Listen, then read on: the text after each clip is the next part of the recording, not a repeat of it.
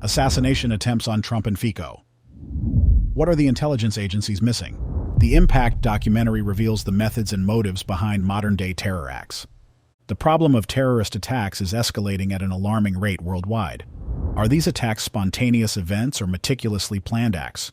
Do the shooters act on their own accord, or are they random victims influenced by prolonged informational exposure affecting their consciousness? Were the shooters who targeted both Fico and Trump criminals or victims? Were their actions motivated by personal beliefs and intentions to commit such acts of terrorism, as these incidents are undeniably acts of terror? Or were they skillfully manipulated by someone else, stealthily, deceitfully, and remotely? Many people might wonder, how can someone control another person? It's surprisingly easy, as evidenced by school shootings. The documentary The Impact, particularly the section School Shooting, goes into detail about the step-by-step method of puzzle piece coding of potential shooters who are unaware of their fate, and those orchestrating these events worldwide, who have a vested interest in such informational and physical acts of terrorism. The documentary The Impact provides clear insights into how such terrorist attacks are prepared and executed. The film explains why school shooters are as much victims as those they target, detailing the invisible influence exerted on children and adults through the information sphere and the motives behind it.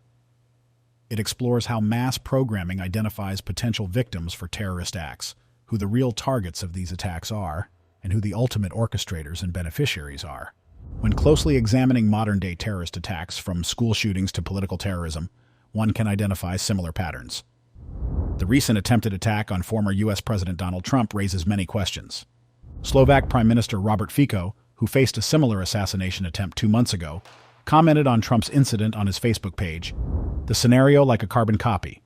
If the attacker on Trump knew Slovak language, all he'd need to do is read publications like Denik N, SME, or Actuality to feel the urge to deal with the disobedient former U.S. president.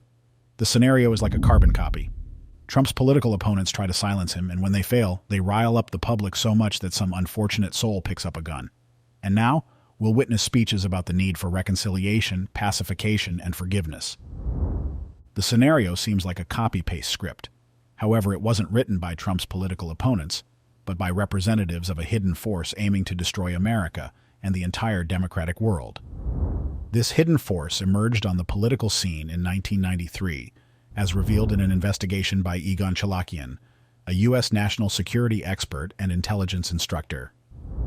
Dr. Egon Cholakian presented a 30-year investigation into an anti-democratic force that has been operating in secrecy since 1993. The investigation is available on the international platform of Earth Save Science Collaborative, ESSC project. This breeding ground of global anti-cultism, discussed both in the investigation and the documentary The Impact, utilizes its network of anti-cult agents, including educators, lecturers, opinion leaders, corrupt journalists, media representatives, and members of political and law enforcement structures, to shape and manipulate public opinion to their advantage. They encode potential shooters from the desired regions to carry out their planned informational and physical terrorist attacks. Let's examine the details. The attempt on Donald Trump's life reveals a similar pattern of action as seen in the assassination attempt on Robert Fico. 1. Long before the incidents involving Trump and Fico, a massive media campaign was observed, including false criticism directed at them by certain media outlets. These outlets planted specific messages in their text to incite societal division, hostility, and hatred. 2. Both Trump and Fico were shot by random individuals from the crowd who were evidently subjected to informational programming in their regions well before the incidents. 3. In both cases, intelligence agencies had no prior information about the impending threat. 4. At the time of the attacks, both shooters harbored intense hatred toward these politicians and strongly disagreed with government policies. 5. In both instances, some media outlets actively promoted the narrative that the attackers were lone wolves acting independently. However, shortly after the crimes, the shooters' social media profiles either swiftly vanished or had conversations deleted, obscuring any records of their messages, friends, supporters, viewing habits, and interests. The documentary The Impact sheds light on who benefits from erasing the informational trail. These messages contained embedded codes designed to turn individuals into shooters. By examining this information, it is possible to identify those behind these events who are engaged in manipulative preparation in the region. 6. In both instances, the suspects were not mentally ill. They maintained intellectual activity. Notably, some media outlets attempted to portray the perpetrators in a heroic light, presenting information and photos of them in the most appealing manner. The glorification of criminals is one of the methods used in the puzzle piece coding of future shooters. 7. In both cases, information about these informational attacks in the USA and Slovakia was simultaneously published in global media, aiming to provoke bipolar disorders, a wave of outrage, a loss of a sense of security, hatred, and bewilderment among the masses about how such events could occur. Witnesses of these incidents, as well as those who encountered this information, experienced a state of shock. 8. Both cases sparked a wave of dissatisfaction with the authorities among the public. As an example, let's examine in detail the stages of the preparation for the assassination attempt on Donald Trump. 1. Informational terrorism against Donald Trump. The Trump cult. This act of terrorism unveils a much larger picture, a series of crimes that have already been committed, and those planned by the so-called shadow force, as detailed in the documentary The Impact. Influencers affiliated with this force manipulate the public consciousness through articles, news segments, and films, embedding specific informational inserts that are activated at opportune moments. For instance, through the tactic of creating a deliberately false negative image using labels such as cult, a negative image for Western countries, or sect, a negative image for Eastern countries, on any undesirable organization or individual. They massively shape negative public opinion. This manipulation incites hatred, discord, and hostility towards the targeted organization or individual, stigmatized by anti-cultists. The outcome achieved by this shadow force, specifically its anti-cultist branch, with Trump was not the result of a single day. They had been preparing for this event long beforehand. As far back as 2019, one of the ideologues of anti-cultism, Stephen Hassan, a so-called mind control expert and licensed mental health professional, drew parallels between Trump and figures such as Jim Jones, David Koresh, L. Ron Hubbard, and Sun Myung Moon in his book The Cult of Trump, asserting that this presidency bore significant resemblances to a destructive cult. A quote from the documentary The Impact. Hassan published a book titled The Cult of Trump, where he claims that every American who supports Donald Trump is a cult member, meaning they are not free in their opinions, not independent individuals, but rather people who need to be subjected to intervention, as Hassan puts it, or in other words, they should be forced to change their beliefs. Through controlled media, anti-cultists cemented the negative image of the Trump cult in people's minds and sought to lead readers to the idea that supposedly cults demand unwavering loyalty to the alleged leader and create a false belief that morality is defined and dictated by the cult leader. One of the clear signs of a cult is the members' unwillingness to even consider criticism of their leader.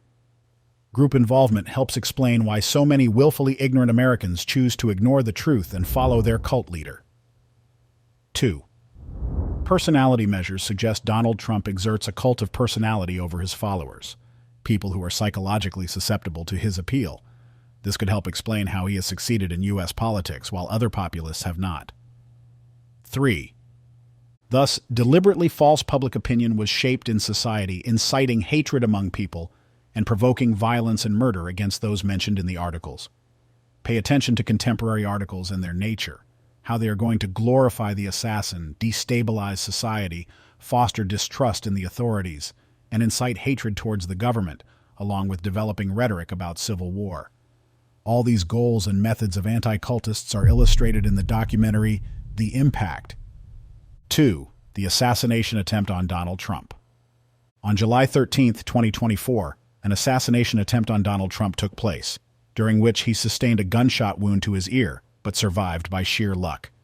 The shooter was positioned on the roof of an industrial building approximately 140 meters from the stage. He fired several shots toward the stage. One spectator was killed, and 2 others were injured in the incident. The suspect, 20-year-old Thomas Matthew Crooks, was neutralized at the scene. A semi-automatic AR-15 rifle was found beside his body. According to the Associated Press, the weapon had been purchased by his father at least 6 months ago. CNN reports that explosive devices were discovered in the shooter's car, which was parked near the rally site, and explosive materials were found in his home. FBI sources describe them as rudimentary. What is known about Thomas Matthew Crooks? Thomas Matthew Crooks, 20, lived in the Bethel Park area of Pennsylvania near Pittsburgh. He graduated high school in 2022 and received a $500 award from the National Math and Science Initiative for Gifted Youth that same year. The young man worked at a rehabilitation center. According to Media Reports 5, Crooks was wearing a t-shirt featuring the YouTube channel Demolition Ranch on the day of the incident. This channel is known for its content on various weapons and explosive devices and boasts millions of subscribers. Media descriptions of the shooter, based on accounts from those who knew him, paint a picture of a quiet loner who occasionally wore hunting outfits to school. He was always getting good grades on tests and was very passionate about history. People described him as someone who seemed to know everything about the government and history. He was a nice kid who never talked poorly of anyone, and I never have thought him capable of anything I've seen him do in the last few days. The motives of the suspect remain unclear. Media reports suggest that he acted alone and posed no known threats to public safety. Additionally, Crooks had no history of mental illness. A quote from the film, The Impact. Thus, the target group gradually narrows down through the final stage of the coding process. The first wave of information coding affects thousands. Then from these thousands, only hundreds remain. And ultimately, only a few individuals are caught in the crossfire of all the necessary coding waves. It then becomes a matter of time to see who among them activates first, and who ultimately becomes the perpetrator of the implanted program. This is why shooters often appear entirely different from one another, with diametrically opposed personality traits, frequently without significant psychological issues, and most importantly, without apparent motives for committing such crimes. The suspect's social media page has been deleted. The platform Discord stated that it removed an account seemingly linked to Crooks. A quote from the film, The Impact. Another filter is the specific method of selecting themes through which the program components for executing a school shooting are embedded. These themes are chosen from the areas of interest to teenagers, which are typically opposite in nature. What does this mean and why is it done? A person is more likely to be interested in related topics. For example, someone interested in astronautics might also be interested in parachuting. However, to minimize the number of people caught in the cross-section of the informational coding waves, topics are chosen that rarely fall within the sphere of interest of the same person all at once. A young woman who attended political history courses with Crooks, 7 mentioned that their last topic was the assassination of the 35th President of the United States, John F. Kennedy. Considering the methods of puzzle piece coding, it can be inferred that this topic might have served as an informational and motivational component for Crooks, potentially acting as a trigger for his actions. A quote from the film, The Impact. Let me give you an example of an inducing wave of information coding that activates a teenager's program to commit a school shooting. The start command doesn't necessarily come through the media or the internet. It could be delivered by a guest lecturer at the school who incidentally mentions a person in their talk who dedicated their entire life to science but never gained worldwide recognition or fame. In contrast, the lecturer then cites Nobel laureates as examples, few in number, but they were able to achieve success. What embed does the potential shooter receive here? Their subconscious gets the directive that neither science nor diligent effort brings fame, and that life's meaning isn't in discoveries or hard work but in popularity. For if no one knows you, you're wasting your life. Therefore, there's no point to your existence. Thus, through a targeted form of infocoding, the activation of a pre-embedded program in a teenager's subconscious occurs unnoticed by those around them, leading to mass shootings. Out of thousands of teenagers caught in the crosswaves of infocoding, only a few become future shooters, and only in schools where the final stage of subconscious programming, the activation phase, has been conducted. This explains why, seemingly out of nowhere, children develop an attraction to weapons and a desire to harm others. It's simply an image that bypasses the critical perception of the conscious mind, penetrates the depths of the subconscious, and activates. Consequently, a teenager who recently had plans for the future, dreamed of romantic relationships, and was choosing a university or college suddenly becomes obsessed with planning a genuine terrorist attack with the fervor of a psychopath. This is how, in an absolutely cynical and cold-blooded manner, anti-cultists skillfully manipulate the malleable minds of future perpetrators of their malevolent will. They turn your children into terrorists and mass murderers. A quote from the film The Impact. The dissemination of glorified images of criminals as bait for those who also crave popularity acts as a filter, screening out those unsuitable for the role of perpetrator and infecting those with the active trigger that sets off the program's unpacking. By sheer luck and the shooter's lack of skill, Trump survived. However, some media outlets, particularly from countries unfriendly to the U.S., are speculating on what might have happened if the outcome had been different, thereby planting a new negative image in the public consciousness. The attack occurred just before Trump was scheduled to arrive in Milwaukee for the Republican convention, where he was to be announced as the presidential candidate. Despite his injuries, Trump made it to the convention. 3. Public reaction. Distrust in authorities. The public reaction to the event has been one of shock and distrust toward the authorities. According to the film The Impact, the intended outcomes of the hidden forces' influence on global society include shock, confusion, distrust in authorities, and a loss of a sense of security. For instance, Jason McKee, a 27-year-old local resident who lives near Crook's home and worked at his school when Crooks was a student, expressed his disbelief. "It's just shocking. You wouldn't think that something of this magnitude could happen right in your backyard," he said. "It's just a crazy situation." Everyone involved in high-level political and social processes understands that their lives could be at risk. After watching the documentary The Impact, it becomes clear who among the peaceful citizens is being manipulated into becoming shooters, who is behind this manipulation, and what this hidden force on the global stage is. This hidden force not only incites senseless killings, but also engages in geopolitical blackmail and political manipulation. It is time for all rational members of society to grasp the essence and depth of the terrorism problem and resolve this issue once and for all by eradicating the harmful phenomenon of global anti-cultism. If global anti-cultism, like cancer on humanity's body, were to disappear today, it would prevent many crimes, save countless lives, and free society from both informational and physical terror.